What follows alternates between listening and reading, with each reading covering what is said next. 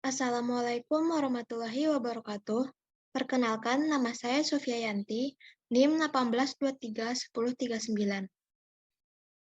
Di sini, saya akan mempresentasikan hasil proposal penelitian saya yang berjudul Pengembangan Penuntun Praktikum Berbasis Inquiry pada Materi Zat Adiktif dan Aditif dalam Makanan Sehari-hari untuk Siswa SMP kelas 8.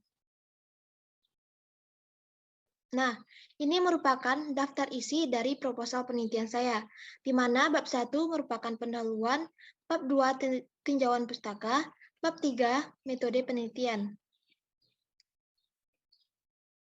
Nah, pada bab 1 pendahuluan ini latar belakangnya yaitu kurikulum 2013 menekankan pada dimensi pedagogik modern dalam pembelajaran, yaitu menggunakan pendekatan ilmiah atau scientific approach. Pendekatan ilmiah dalam pembelajaran sebagaimana dimaksud meliputi mengamati, menanya, menalar, mencoba, dan membentuk jejaring. Proses pembelajaran menyentuh 3 ranah, yaitu sikap, pengetahuan, dan keterampilan. Pembelajaran yang diupayakan harus pembelajaran berbasis aktivitas, di mana telah disebutkan pada Kemendikbud 2013. Oleh karenanya, pembelajaran yang relevan digunakan adalah pembelajaran yang didukung oleh kegiatan laboratorium atau praktikum. Nah, yang kedua, identifikasi masalah. Berdasarkan latar belakang yang telah diuraikan, maka masalah-masalah yang muncul, peneliti dapat mengidentifikasi sebagai berikut. Yang pertama, kurang menariknya penuntun praktikum yang digunakan di sekolah. Yang kedua, kemampuan praktikum peserta didik pada materi zat aditif dan adiktif sangatlah kurang. Yang ketiga, model belajar guru masih kurang kreatif, sehingga keingintahuan peserta didik masih rendah. Yang keempat, nilai peserta didik tidak mencapai KBM atau ketentuan belajar minimum. Yang kelima, di sekolah tidak ada penuntun praktikum di mana sebagai pedoman dalam kegiatan praktikum sehingga praktikum terlaksana kurang terarah. Yang keenam, alat-alat praktikum di sekolah kurang dimanfaatkan. Yang ketujuh, tidak ada ruangan khusus untuk peserta didik dalam melakukan praktikum atau dalam laboratorium. Yang ketiga, pembatasan masalah. Dari identifikasi masalah yang telah diketahui dan diuraikan, maka penelitian ini membatasi penyelesaian masalah yang telah ada, yaitu yang pertama, penuntun praktikum pada materi zat aditif dan adiktif hanya terdiri 3 topik. Yang kedua, penuntun praktikum yang dikembangkan hanya pada tahapan uji skala kecil. Dan yang ketiga, penuntun praktikum digunakan sebagai bahan ajar untuk mempermudah guru dan peserta didik dalam proses pembelajaran dengan bentuk cerita. Yang keempat, rumusan masalah. Dari pembatasan masalah yang ditentukan, maka penelitian ini mengemukakan permasalahan yang akan diteliti, yaitu yang pertama, bagaimana proses pengembangan penuntun praktikum dengan materi zat aditif dan adiktif untuk SMP kelas 8. Yang kedua, bagaimana validitas penuntun praktikum pada materi zat adiktif dan adiktif. Yang ketiga, bagaimana kepraktisan penuntun praktikum yang dikembangkan untuk mempermudah peserta didik dalam proses belajar.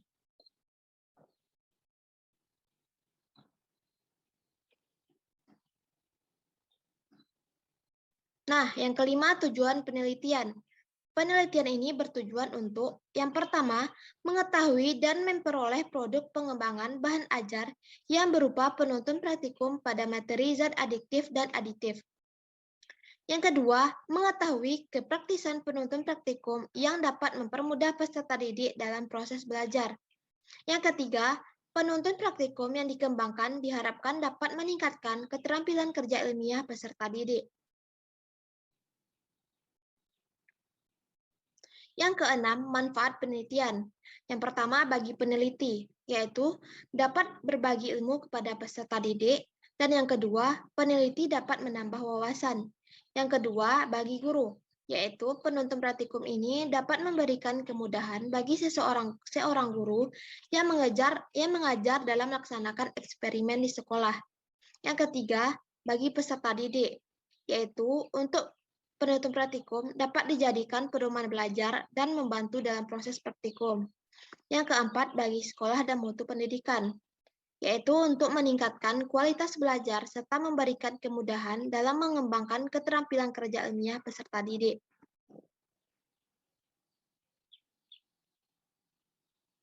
Nah, masuklah kita pada bab 2, yaitu tinjauan pustaka. Yang pertama, kajian teoritis. Pada kajian teoritis ini kita membahas tentang praktikum, di mana pengertian praktikum ini ialah kegiatan berorientasikan aktivitas kelompok yang membutuhkan banyak waktu, sehingga perlu pengetahuan khusus agar kegiatan dapat berjalan dengan baik.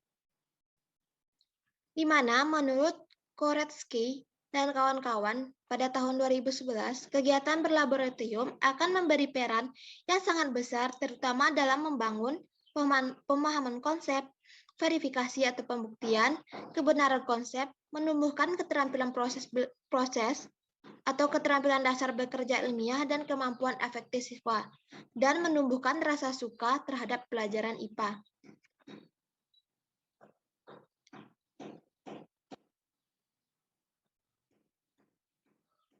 Nah, yang kedua, petunjuk praktikum. Petunjuk praktikum ini adalah salah satu jenis bahan ajar yang dapat membantu berjalannya proses pembelajaran, khususnya pada kegiatan praktikum. Penuntun praktikum dapat menjadi pedoman peserta didik dalam proses belajar dengan melakukan percobaan sehingga percobaan atau pengamatan yang dilakukan dapat tersusun sistematis, terarah, efektif, dan efisien, sehingga hasil belajar dapat tercapai dengan baik. Pada penuntut praktikum ini, penuntut praktikum yang akan dikembangkan pada penelitian ini mencakup beberapa konsep, yaitu sebagai berikut. Yang pertama ada halaman judul, kata pengantar, daftar isi, inquiry terbimbing, penilaian karakter, materi praktikum, soal analisis, daftar gambar, daftar pustaka, dan profil penulis.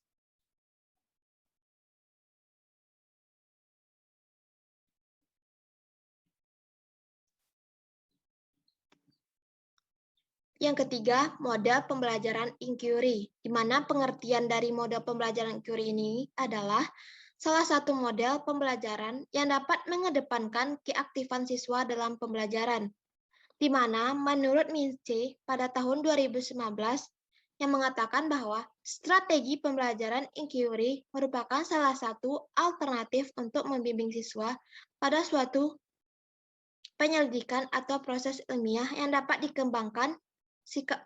mengembangkan sikap ilmiah.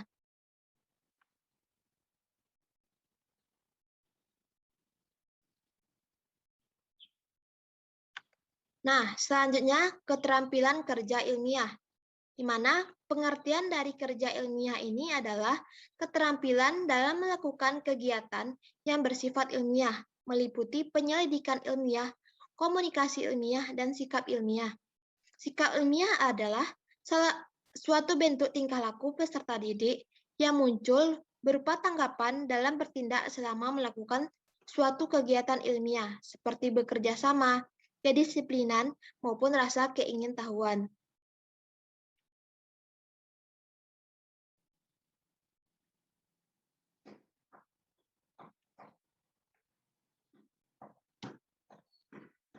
Nah, selanjutnya zat aditif dan adiktif, di mana pengertian dari zat aditif ini adalah zat-zat yang ditambahkan pada makanan selama proses produksi, pengemasan, atau penyimpanan untuk maksud tertentu.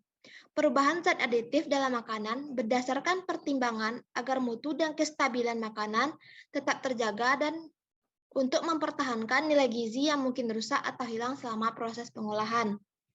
Di mana contoh dari zat aditif ini yang pertama yaitu bahan pewarna. Contohnya Tartazin untuk warna kuning, Brilliant Blue untuk warna biru, dan Allura Red untuk warna merah. Yang kedua, pemanis buatan. Contohnya ada aspartam, sakarin, kalium, dan lain-lain. Yang ketiga, pengawet. Contohnya enzim papain dan enzim bromelin. Yang keempat, penyedap rasa. Contohnya yaitu vetsin atau MSG monotrium glutamat.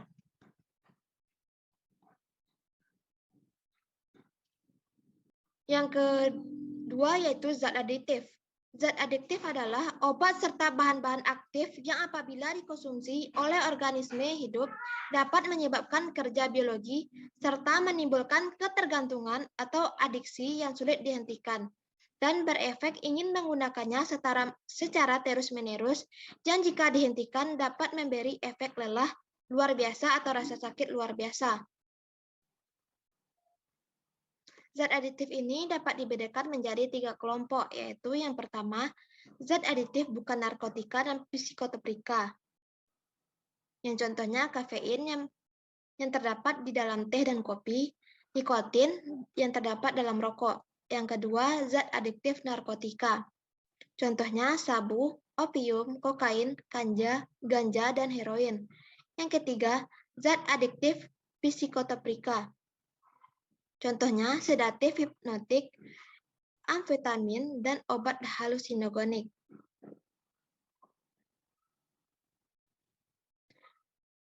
Yang kedua, kerangka berpikir. Tujuan adanya pendidikan yaitu untuk membentuk karakter anak bangsa, mempunyai pengetahuan, keterampilan, dan sikap yang baik. Dalam tujuannya tersebut, maka diperlukan suatu bahan ajar untuk membantu proses belajar dan mengajar sehingga dapat tercapai semua tujuan pendidikan.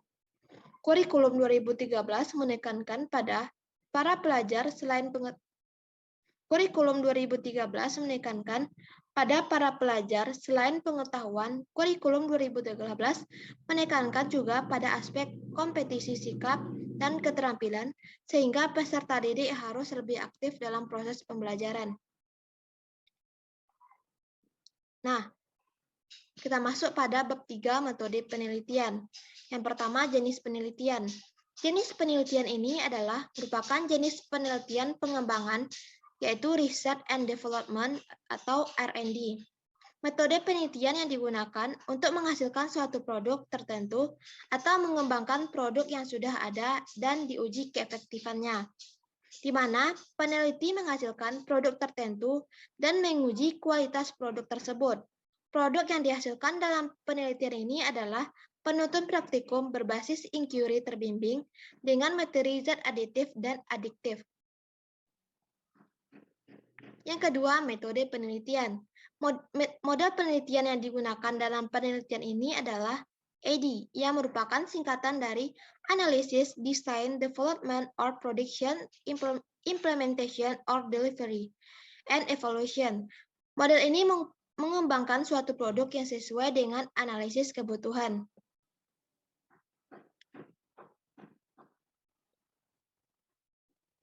Nah, yang ketiga, prosedur penelitian. Yang pertama, persiapan penelitian, yaitu mencakup observasi lokasi penelitian, wawancara dengan guru IPA dan peserta didik, dan persiapan instrumen yang akan digunakan dalam penelitian. Yang kedua, pelaksanaan penelitian, yaitu yang pertama, identifikasi potensi dan masalah atau analisis, yang kedua, desain produk atau desain, yang ketiga, pengembangan atau development, di mana pada pengembangan ini mencakup validasi desain, revisi desain produk, uji coba skala kecil, dan evaluation.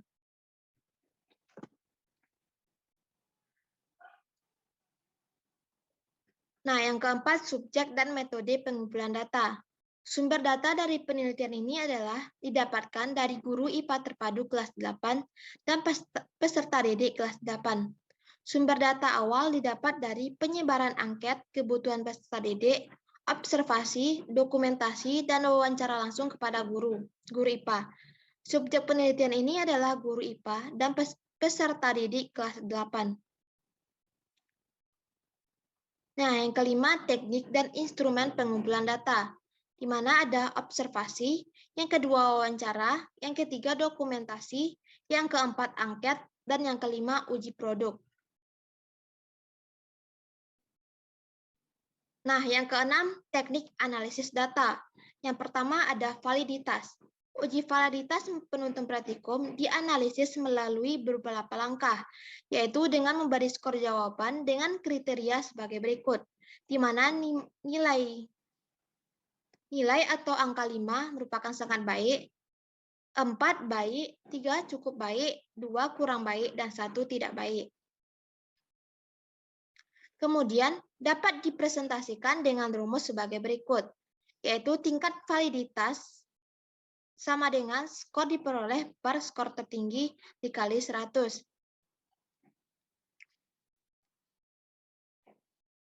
Sehingga pada tabel dapat kita saksikan hasil dari perolehan dari rumus, yaitu dapat kita lihat pada gambar. Yang kedua, kepraktisan. Kepraktisan produk yang dikembangkan dapat dianalisis dengan melakukan beberapa langkah, yaitu memberikan skor jawaban dengan 4 kriteria, yaitu memberikan skor untuk setiap item dengan jawaban sangat tidak setuju, setuju, dan sangat setuju. Kemudian dapat dipresentasikan dengan rumus sebagai berikut, di mana ini merupakan presentasi rumus yang digunakan Sugiono pada tahun 2014. Rumusnya yaitu tingkat kepraktisan sama dengan skor diperoleh per skor tertinggi dikali 100%. Yang ketiga, hasil penilaian keterampilan kerja ilmiah peserta didik. Penilaian terhadap keterampilan kerja ilmiah siswa menggunakan instrumen lembar penilaian kerja ilmiah untuk setiap siswa berupa angket. Keterampilan kerja ilmiah yang dinilai adalah keterampilan selama melakukan percobaan. Perhitungan yang digunakan setelah mendapat skor dapat dirubrik penilaian menggunakan rumus penilaian pada kurikulum 2013 sebagai berikut, di mana rumusnya yaitu tingkat kepraktisan sama dengan skor diperoleh per skor tertinggi dikali 100%, sehingga didapat hasil sebagai berikut yang tercantum pada tabel PPT.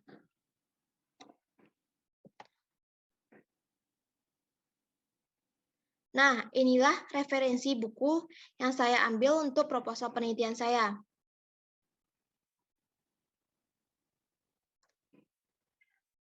Sekian presentasi yang dapat saya sampaikan. Apabila ada kesalahan kata, saya mohon maaf. Assalamualaikum warahmatullahi wabarakatuh.